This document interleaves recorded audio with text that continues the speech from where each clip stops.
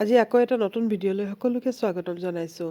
আজি মই এটা কফি কেক বনাবলৈ লৈছোঁ। তাৰ কাৰণে অলপ গাখীৰত কফি 2 চামুচ মই তিয়াই পেলাই এই ধৰণে পূৰা মিলাই পেলাই অলপ দেৰিৰ কাৰণে থৈ দিম। এই ধৰণে পূৰা মিলাই ল'ব, তেতিয়া গুটিখিনি ভালকৈ হেৰি হৈ যাব, কফিখিনিও মানে মেল্ট হৈ যাবগৈ।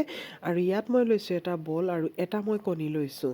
মই আজি কণী দিয়ে বনাইছোঁ, বা কণী যদি নাখায় তেতিয়াহ'লে দৈ দি বনাব পাৰে। আৰু ইয়াত মই লৈছোঁ 1/4 কাপ ৰিফাইণ্ড অইল। আৰু ইয়াত যদি ৰিফাইণ্ড অইল নিদিয়ে বাটাৰ বা ঘিউ ব্যৱহাৰ কৰিব পাৰে। আৰু এতিয়া এইখিনি মই ভালকৈ গুলি ল'লোঁ। আৰু এতিয়া গুলি থোৱা যিখিনি কফি আছিলে এই কফিখিনিও মই ইয়াত মিক্স কৰি দিম। এয়া চাওক, এইখিনি পূৰা মেল্ট হৈ গ'ল কফিখিনি। আৰু এই ধৰণে গোটেইখিনি মই মিক্স কৰি দিলোঁ, কৰি পেলাই আৰু এইখিনি ভালকৈ অলপ আকৌ মিক্স কৰি লৈছোঁ। খুব সহজ হয় এইটো। আৰু ইয়াত অলপ দি দিছোঁ মই ভেনিলা এচেঞ্চটো দিলে তাৰ মানে হেৰিটো খুব ধুনীয়া হয়। কফি আৰু ভেনিলাৰ হেৰিটো কম্বিনেশ্যনটো খুব ভাল হয়।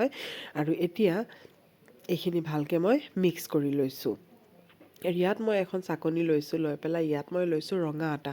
মই আজি আটাৰেহে বনাইছোঁ। ৰঙা আটা আধা কাপ লৈছোঁ, আৰু আধা কাপতকৈ কম চেনি লৈছোঁ। আধা চামুচ মই বেকিং পাউডাৰ, 1/4 চামুচতকৈ কম মই বেকিং ছ'ডা লৈছোঁ, আৰু অলপ নিমখ লৈছোঁ। লৈ পেলাই এইখিনি ভালকৈ গোটেইখিনি মই সানি ল'ম। একেবাৰে সহজ, দেখিছে নহয়। আৰু এতিয়া এইখিনি মই ভালকৈ মিক্স কৰি ল'ম। প্ৰথমতে ভালকৈ মিক্স কৰি ল'ম, তাৰপিছত যদি দৰকাৰ হয় তেতিয়াহ'লে মই গাখীৰখিনি মিলাম। আৰু এয়া চাওক, এইখিনি অলপ শুকানেই হৈছে। আৰু এইখিনি পূৰা মিক্স কৰি ল'লোঁ। আৰু এতিয়া মই অলপ অলপকৈ গাখীৰটো মিলাই পেলাই তাৰপিছত আকৌ মিক্স কৰিম। যদি আকৌ বেছি গাখীৰ হৈ যায় তেতিয়া আকৌ কেকটো ভালকৈ মানে নুফুলিব, সেইকাৰণে অলপ অলপকৈ ব্যৱহাৰ কৰিম। আৰু এতিয়া এই ধৰণে মই মিক্স কৰি লৈছোঁ। এয়া চাওকচোন, এই ধৰণে পূৰা গোটেইখিনি মিক্স কৰিলোঁ। আৰু এইটো টেক্সচাৰ হ'ব লাগিব, দেখিছে নহয়, ৰিবন কনচিষ্টেঞ্চিটো হ'ব লাগিব। আৰু এতিয়া এই বাতিত মই অলপ তেল লগাই আৰু আটাটো অলপ মই কোট কৰি ল'লোঁ। আৰু এতিয়া ইয়াতে মই সেইটো মানে বহাই দিম, বা সেই সৰু বাতিকেইটাতে বহাই দিম। মই আজি বাতিকেকে বনাইছোঁ, বাতিকেইটাত বহাই দিম। আৰু এতিয়া এইখিনি অলপ টেপ কৰি দিম, তেতিয়া এয়াৰটো ওলাই যাব। আৰু এই ধৰণে গোটেইখিনি টেপ কৰি দিছোঁ। আৰু অলপ ওপৰত গাৰ্নিয়ৰ কাৰণে কফিখিনি আকৌ ওপৰত এই ধৰণে মই ছটিয়াই দি দিছোঁ। ইয়াত মই আজি ড্ৰাই ফ্ৰুটছ একো ব্যৱহাৰ কৰা নাই। এইদৰেও মানে চিম্পুলকৈও কফি কেকটো খাই পেলাই খুব ভাল লাগে। আৰু এতিয়া এইখিনি মই ধুনীয়াকৈ হেৰি কৰি, আৰু এইটো আগত মই গৰম কৰি থৈছিলোঁ। আৰু এতিয়া ইয়াত মই এইটো পাতি দিছোঁ। আধা ঘণ্টাৰ ভিতৰতে হৈ যায়গৈ, কাৰণ যিহেতু সৰু বস্তুত পাতিছোঁ। কেক ডাঙৰ বস্তুত পাতিলে অলপ সময় লাগে, আৰু সৰু বাতিত পাতিলে খুব সোনকালে হৈ যায়গৈ।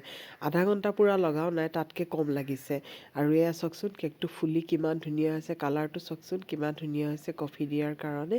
আৰু এতিয়া মই ঠাণ্ডা অলপ হ'বলৈ দিম, তাৰপিছতহে কাটিম, কাৰণ ঠাণ্ডা নোহোৱালৈকে ভালকৈ নোলাব। সেইকাৰণে এতিয়া চাওক ঠাণ্ডা হৈ গ'ল। আৰু এইটো হেৰি কৰাৰ লগে লগে ওলাই গ'ল, জ্বলাও নাই, দেখিছে নহয় কিমান ধুনীয়া হৈছে কেককেইটা। আৰু এতিয়া মই কাটি পেলাই দেখাইছোঁ।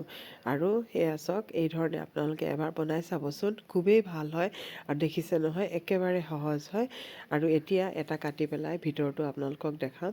এয়া চাওক, ৰঙাটো অলপ বেছি হৈছে কাৰণ ৰঙা আটা আছিলে সেইকাৰণে। আৰু এয়া চাওক কিমান ছফ্ট হৈছে, দেখিছে নহয়, একেবাৰে মাউথ মেল্টিং হৈছে। এইদৰে যদি ভাল পাইছে তেতিয়াহ'লে এটা শ্বেয়াৰ কৰি দিব।